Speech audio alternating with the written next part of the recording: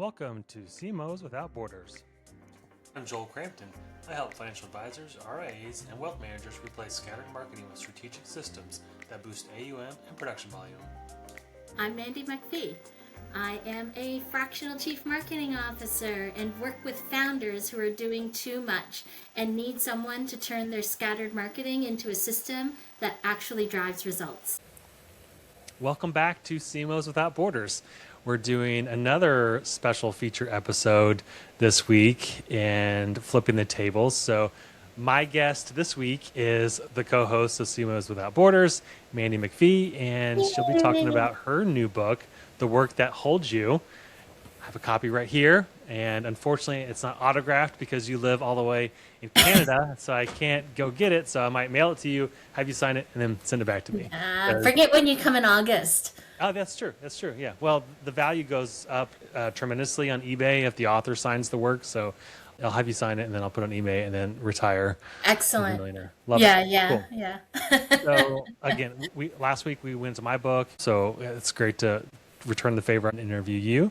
So the book is fantastic. I was fortunate enough to get a copy early on and help Mandy workshop through some of the ideas, and it's a much different book than mine, which is so interesting that Mandy and I have a lot of similarities, but when we wrote a book, they just became vastly different, even though they both talk about marketing. So I think it's interesting to see kind of the dichotomy of our personalities and how we approach things and some of the similarities in that. The one thing I noticed most about your book, Mandy, was just the vulnerability in there and the emotion and the honesty that you shared with your readers. So for me reading it, it felt raw and completely opposite of my kind of very structured marketing. Here's the different stages. But for you, like, what was the hardest part about writing the book? I think it was putting myself out there, Joel, and creating that vulnerability and hoping that the vulnerability and my stories, my personal stories resonate with people. That was the hardest is, I wrote about my journey with cancer. So I had thyroid cancer when my kids were born. So when I was pregnant with my daughter, they discovered a lump, and I had to live through with that lump while I was pregnant until afterwards. And then I dealt with surgeries, radiation. I read the book recently. And even that chapter, when I talk about cancer, it hits a very vulnerable spot. It makes me emotional when I hit those kinds of stories. So it was hard. Yeah. Well, we all thank you for being vulnerable and sharing your story and showing us the true, authentic Mandy, because that's how we as humans connect. And so I think that's what people are looking for, are those true, authentic stories that AI just can't replicate. And I think that emotion comes out in the work.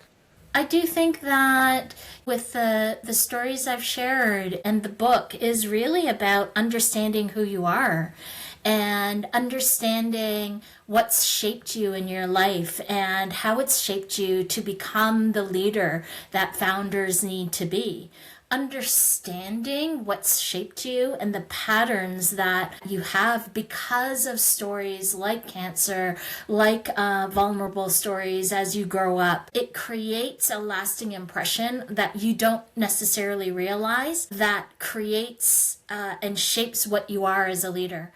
So being a great leader, I believe you need to be able to recognize what's holding you back, what's pushing you forward, so that you can lead with integrity and lead with a sense of transparency and vulnerability. Yeah, so you touched on the title of the book, which is The Work That Holds You. And the subtitle is Building Marketing Systems by Understanding the Patterns That Hold You Back. So can you tell us how you settled on the title, The Work That Holds You? What does that mean to you? Yeah, it really is twofold. The work that holds you means the things that are going to support you going forward and the foundations that you need to build to hold yourself as you build your company. The second piece is holding you back, and what are the patterns, as I talked about, as you develop yourself as a leader, what are the patterns that you can recognize in yourself that's holding you back from being that leader? A lot of founders start their company with a vision, with instinct, and vision and instinct only takes you so far with respect to growth, and companies tend to plateau. So if you want to get to that next level of growth, how do you go above and beyond the instinct and the vision and bring people in to help hold the work, develop the foundations so that you can be that visionary? And we talked a little bit about that in your book. But how do you become that visionary? How do you focus on the things that you do best as a founder and where they really need you, so that you're not holding back your own growth? Yeah, we did talk about being a visionary versus an integrator, and in your book, you do jump right into the concept of a marketing integrator, which I think that term is new. It was new to me actually when I started reading it, and I've heard the term integrator before in the context of maybe EOS, the entrepreneurial operating system. Visionary is a term that system also uses, but can you maybe explain a little bit more in comparison to like common terms of like chief marketing officer, maybe how marketing integrator and that CMO title, like how they differ, how they're the same, but Yeah. You can call me a chief marketing officer. You can call me a chief growth officer. You can call me a marketing leader. You can call me a marketing integrator. They're all the same things using slightly different terms to describe what we do. As a marketing integrator, though, I specifically introduced that term because founders and companies are very familiar with EOS, the Enterprise Operating so it was System. very intentional then. Okay. It was very intentional. Okay.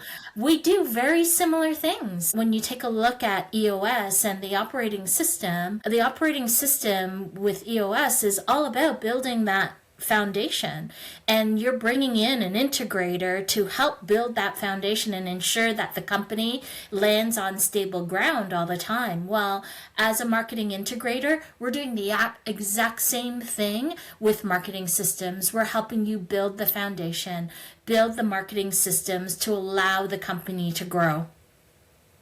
And we had a guest on a while ago, Mike Walrod. He's the fractional EOS integrator. So That's right. Exactly what we were talking about now. So if anybody wants to check out that episode, just go into our library. I think it was 3 episodes ago, Yes. sometime this season. I mean, I love the concept of being an integrator. In the same way, like people can call me whatever they want, just be nice. It's essentially we go into a company and we integrate the founder's vision That's right. and what they want to do for the long term for their business. And then we integrate that into a very cohesive marketing strategy. That's right. So, Just like Mike, as an EOS integrator, is building the operating system to allow the company to scale, we are the marketing integrator that's building the marketing system that will allow the company to grow and scale. Now, in your book, you have 2 distinct parts. Can you describe them and why you separated them? Yeah, the first part 1 is about recognizing what's holding you back, recognizing your patterns, understanding the foundations of marketing, and just teaching around what the 7 foundations of marketing is. And so part 1 is about understanding. Part 2 is about applying that understanding. So part 2 is giving you the tools and resources to help you analyze and understand who you are as a leader, what promises you can make to yourself to shape your leadership style and ensure that you're getting the company to growth and your patterns aren't holding you back. And then it gives you some tools to analyze how stable your foundations of marketing are. So it'll ask you to do some AI prompts and where you're seeing those cracks in your foundation fail. It also gives you tools to analyze your marketing team, who you need to hire first, what you need to do next, and developing and shaping your marketing team going forward. And you do mention a lot about pattern recognition in the book. I think looking at the structure of part one of the book, you've got the patterns that are work within the business, kind of Yeah. the cost of those patterns, the path forward, how a marketing integrator solves them, the pattern identification, what it means for your company. So you definitely created a similar structure through each chapter in part one. So pattern recognition, I think, is something that I know I do, but until I read your book, didn't really become that apparent. And us as fractional marketing leaders, we are brought in to quickly identify these patterns when we go into firms. We have that spidey sense, the tingling on the back of our Yeah. neck, that when we start working with clients, we have a general understanding of issues that are affecting the company, certainly from a marketing perspective, but holistic throughout the company. Your book talks about the patterns that the leaders carry. What are some of the most common patterns that you see with founders and leaders of firms, and why are they so hard for those individuals to actually notice? Yeah. I think patterns are instinctual because you've grown up with them. What happened in the past shapes you, and how you deal with people, your listening skills, the way you chat with people. They're all shaped by your past experiences.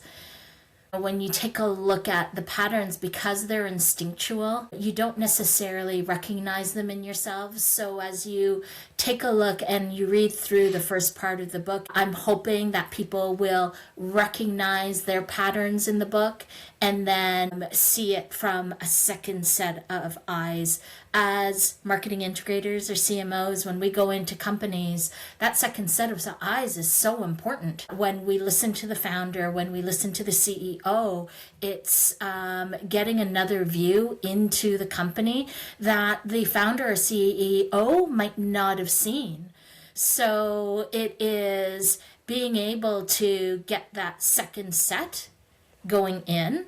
And I'm hoping that by understanding and reading my stories, that you start to recognize those patterns and take that almost a second set of lens into your own story and what's shaped you.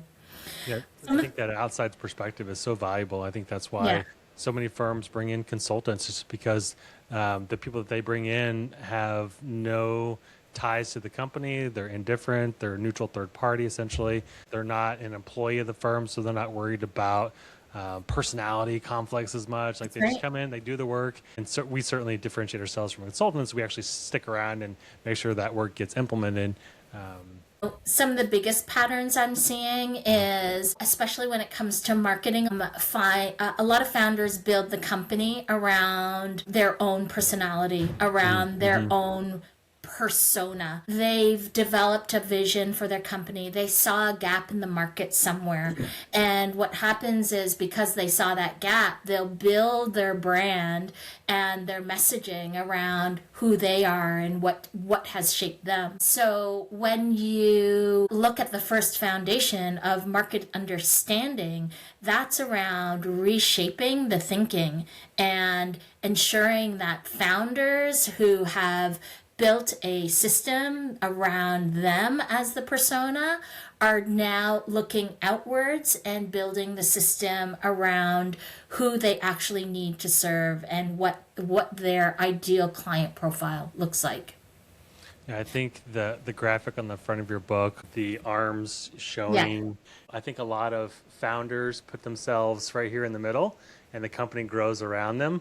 I think that shift you were talking about is, instead of the founder or the firm being the center, you then take them out, and then the That's right. customer, the client, becomes the center, and the company is who's holding and That's helping right. solve their problems. So I think that is such a powerful shift that Yeah. founders do need to understand, and your book Yeah. certainly helps them through that process. Yeah. Did I get that? Did I get some of that sentiment right? totally got it right. Okay, good. Yeah, Yeah. absolutely. Yeah. I also think that founders, when they start the company, you have to do everything yourself Hmm. because you have no choice. But at a certain point, you can't continue to do that. You can't Hmm. continue to work 24/7. A lot of last year, I was working by myself. I was waking up in the middle of the night thinking about things. Like it was an exhausting trek to build a company. And rightfully so, you're doing everything on your own. But at some point, you need people around you to help you.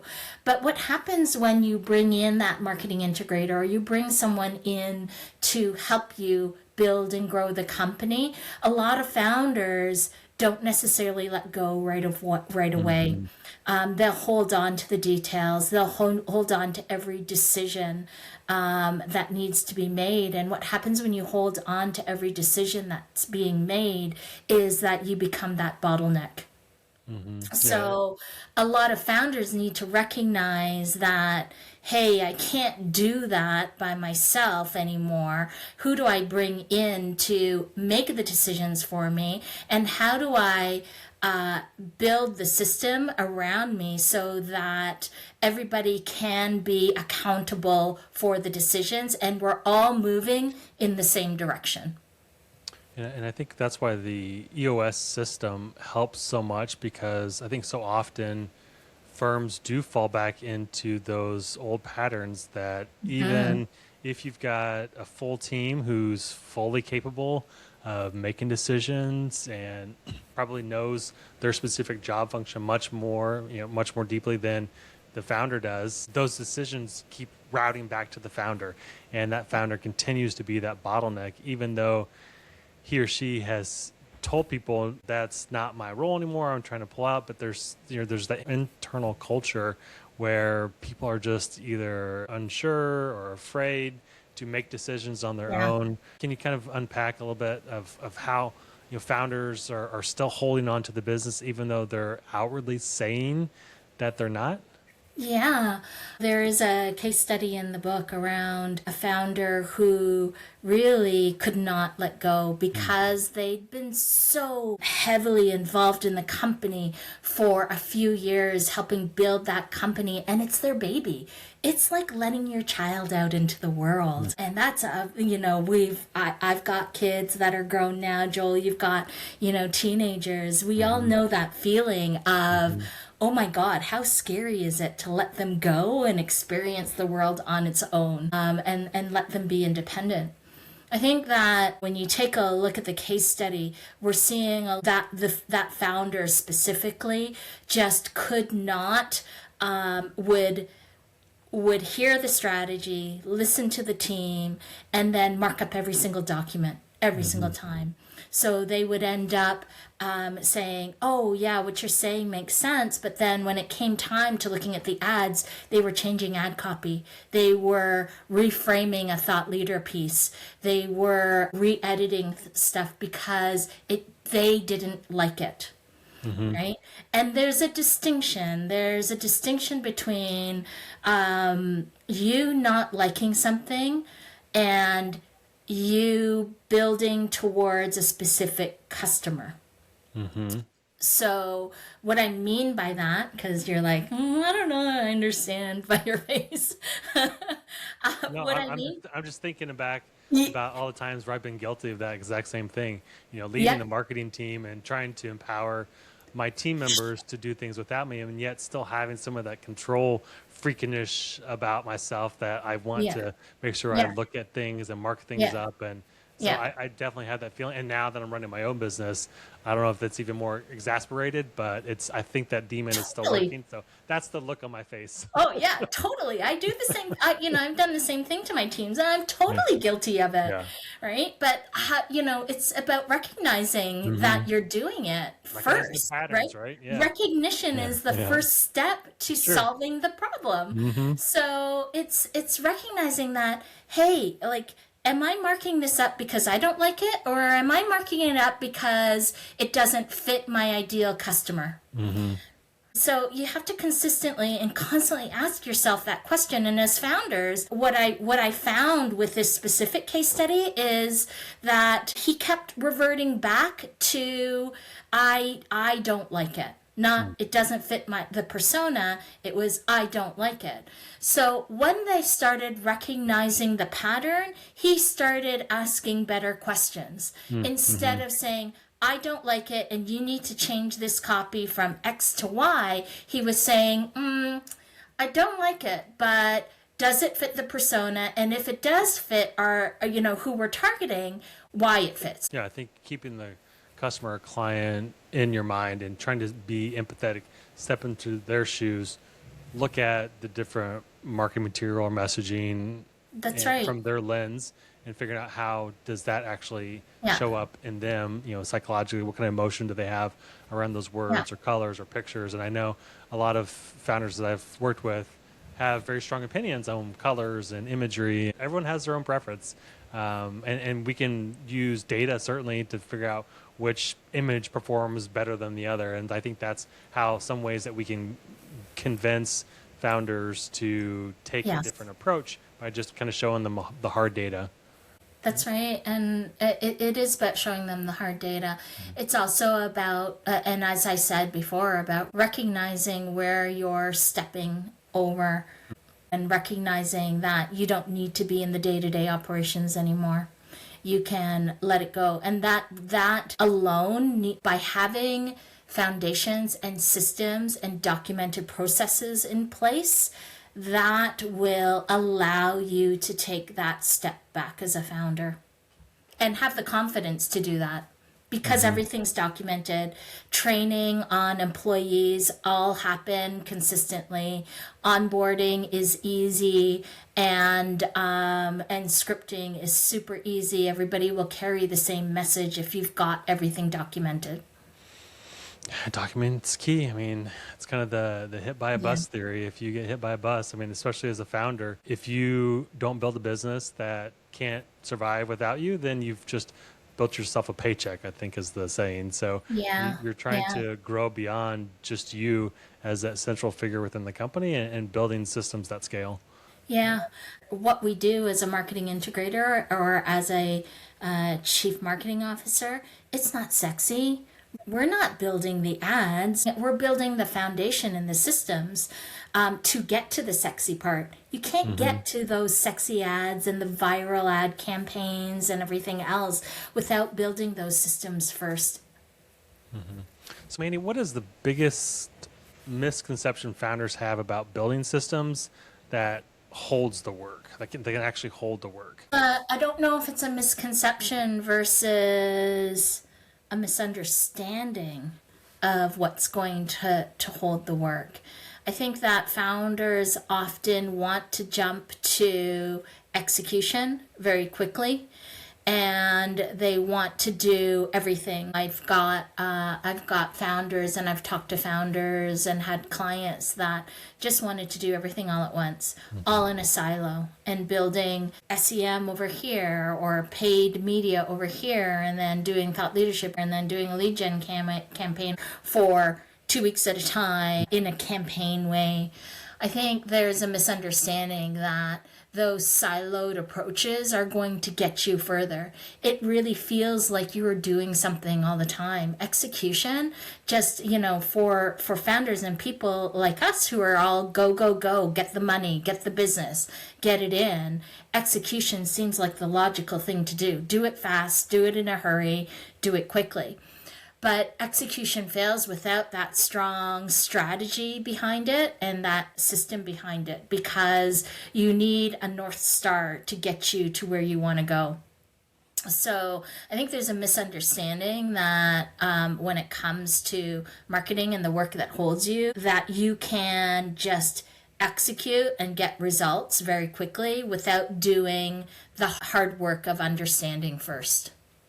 So what does the healthy marketing revenue engine actually feel like inside a company, not just in the metrics, but in the day-to-day reality? If they implement the systems and frameworks that you talk about in your book, but what does that actually feel like? What kind of relief does the founder feel, the company in general feel when that marketing engine is really cranking out the way it should be run. Yeah, you'll feel a sense of relief because you're no longer having to deal with marketing. You've got somebody dealing with marketing for you, especially if you have no marketing background. It's important to have somebody else doing the work that you're just not experienced in doing. So you feel that huge sense of relief. You're no longer working 24/7 because you've got the support and the foundation that's going to hold you.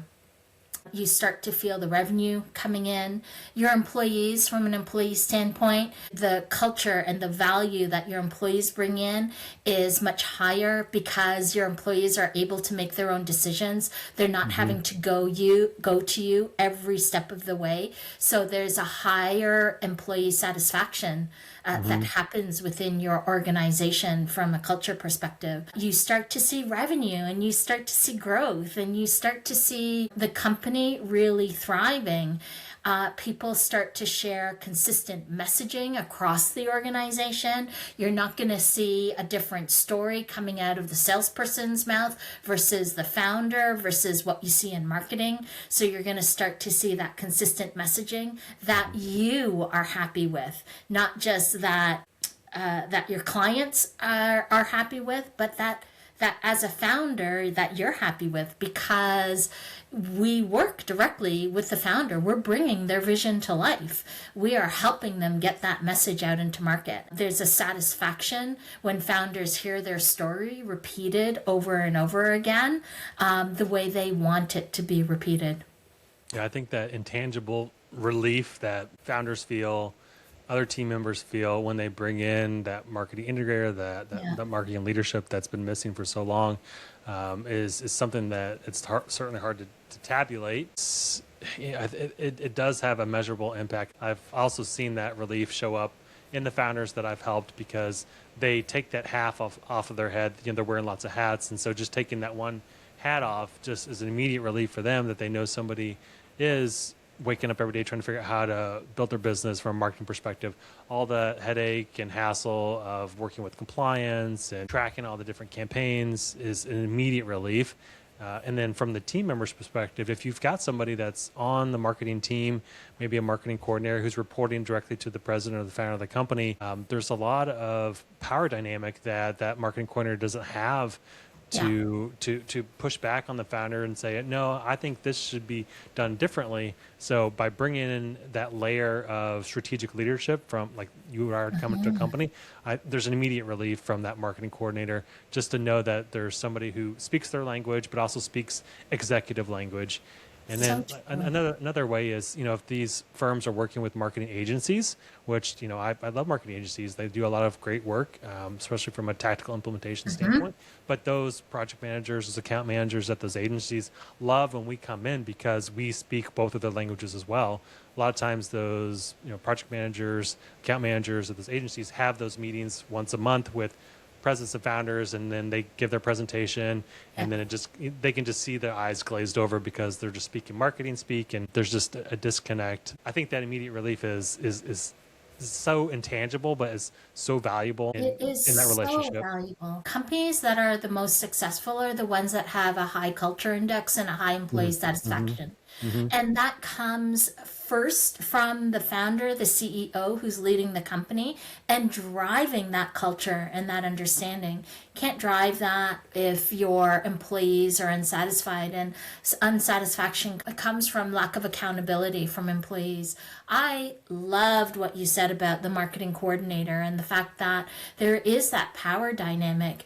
When we come in as part of leadership, we come in to partner with the founders, which is a very, very different dynamic than a marketing coordinator who is coming in to execute and follow direction. Yeah. So you have a lot of tools in the book, and part 2, I think, is all about tools. So is there one that tends to create the biggest aha moment for leaders and founders? It depends. If you're looking for some guidance on what patterns are holding you back and assessing your leadership capabilities and understanding yourself a little bit more, the leadership tool is probably the best for you to really understand and put some down on paper what promises you make to yourself to make some evolution and changes to help your company grow. So I think that's really helpful from a leadership perspective. I think the other tool that's helpful is understanding and doing a little bit of a diagnostic on the foundations, your marketing foundations, and understanding what your marketing foundations are and how stable they are. The AI prompt tool will help you assess. Those are pretty cool. Yeah. Yeah, will help you assess your marketing foundations, and there really are 7 foundations to assess. So it'll help you understand and then prioritize what you need to fix first, because it really gives you a good sense and helps you assess those foundations. So if someone's reading the book and you just wants one first step, the one that's going to get them the most clarity, the most momentum right away, what's one idea from the work that holds you that you hope stays with them and they take action on? It is getting a good market understanding of your company and where you sit in the market. That's probably the biggest foundation gap that I see in most founders' businesses. So it's assess your market, assess your understanding, and build a product that fits the needs of your client, your ideal client, and promote it based on what the client needs are. From a leadership perspective, the book is different from the perspective that I don't just talk about marketing, I talk about leadership as well. My advice is to do the honest work, to be honest with yourself, and sit with the leadership tool a little bit and really take a close look. Don't fill in the blanks based on what you think people should think about you. Be honest with yourself and be true to your own patterns and recognize that. That's the first step, I think, in really starting to make change. I think writing a book changes us all. We learn a lot about ourselves going through this process. So speaking of leadership, how has writing this book changed how you lead today? Yeah. You are who you're writing to, right? Yes. Yeah. Yes. I think that I've become more vulnerable, to be honest with you. I think I've become more transparent and honest with people. I have a level of empathy that I didn't have in the past. I think that it's allowed me to also turn the tables and flip to understand the other person speaking on the other side of me, understand that founder, that leader, the client sitting on the other side of me. And it's given me a better way to listen and not necessarily put my patterns onto them, but really try to understand their patterns as well. So, this podcast is all focused on financial services, FinServ, that kind of audience. But what are some other groups of people that you think most need this type of book right now in this environment where we're at in this world today? I think it's any leader. It's, whether you're leading a technology team, a finance team, a marketing team, whether you're a director, a manager, you can benefit from understanding the foundations that will hold you and understanding yourself. I've had friends and family and new people actually coming in and reading the book, and friends and family, they're not marketers. I've had a couple of housewives read it, and they've said, oh my gosh, this has helped me understand me as well. So it's not just about marketing. They found it very easy to read. Even the marketing concepts, they found easy to read and understand, and spoken in a language that everybody could connect to. Well, Mandy, it's been fantastic, again, flipping the script and interviewing you on your own podcast. So I'm sure it's surreal. Any parting words you want to leave listeners of this episode with? It's books available There you go. on Amazon. Absolutely. That's where I bought my And copy from. yeah, in all sorts of versions. I am working on an Audible right now, which is not easy. I don't know if you've worked on an I Audible haven't yet. done it Paul? yet, but it's on my to-do Oh list. my Yeah. God. It's so hard to read your own content and read it in an articulate way with passion. It requires an actor, I think. Like, it's a tough thing to do. Anyway, I am creating an Audible for those who prefer to listen rather than read. Yep. Oh, great. Well, we'll put links to the book in the show notes, and of course, contact information for both of us will be available. Yeah, super excited for the next episode with JL Verbumen, who is going to come in and talk about AI. I'm super excited to talk to JL because I've started using more AI to create efficiencies. So more to come on the use of AI, how it impacts marketing, how it impacts efficiencies in your company, and how you can get to that great operating systems using AI. There you go. Stay tuned for the next episode of CMOs Without Borders. Thanks for joining us. Thanks. Bye-bye.